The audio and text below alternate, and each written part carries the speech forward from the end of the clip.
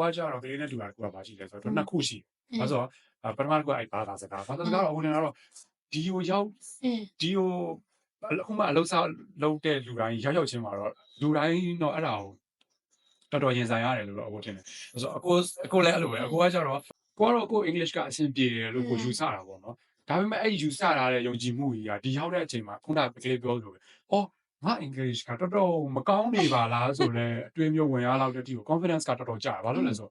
ဘယ်မှာခက်ခဲဖြစ်လဲဆိုအဲ့အကွက်ဆိုင် engineer ဆိုတော့ဒီ subcon တွေရှိအဲ့ project တွေမှာဟိုနေရာဘယ် subcon ဒီနေရာဘယ် subcon အဲ့လိုမျိုးရှိအဲ့တော့ subcon တစ်ခုချင်းစီမှာသူတို့အောက်မှာ worker ရှိတယ်ပေါ့အဲ့ worker တွေကကျတော့လုံးဝ totally broken ပဲသူတို့လုံးဝလို့ sentence နဲ့တွားပြောလို့မရဘူးတွားပြောလိုက်ရင်သူကအရှုပ်သွားတာ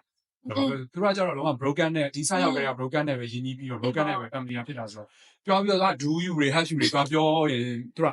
အဲ့သူတို့ကျတော့ဟိုလိုမျိုးဒီတင်တန်းတွေပါတက်ခဲ့ပြီးတော့ဒီ English ကိုပြောနေရမှာမဟုတ်ဘူးဒီရောက်မှအဲ့လိုသူတို့ကလုံးဝ adapt လုပ်ပြီးတော့ live ပြောနေတယ်ဆိုတော့ဟိုသူတို့ English နဲ့ကို English နဲ့ကိုလည်းအရင်မတော်ဘူးဒါပေမဲ့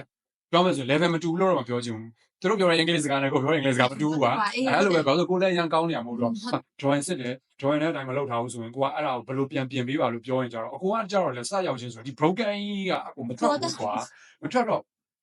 ကိုအဲ့လိုပဲပြောမိနေရပါတော့အဲ့လိုကိုပြောနေကြပုံစံတိုင်းပဲပြောမိနေရသူတို့ကနားမလဲ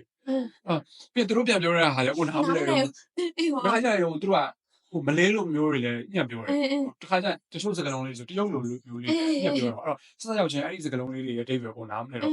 ဆက်ရောက်ချင်းအဲ့ဘာသာစကားအခက်အခဲကြီးကတော်တော်စိတ်ပြတ်ဖို့ကောင်းတယ်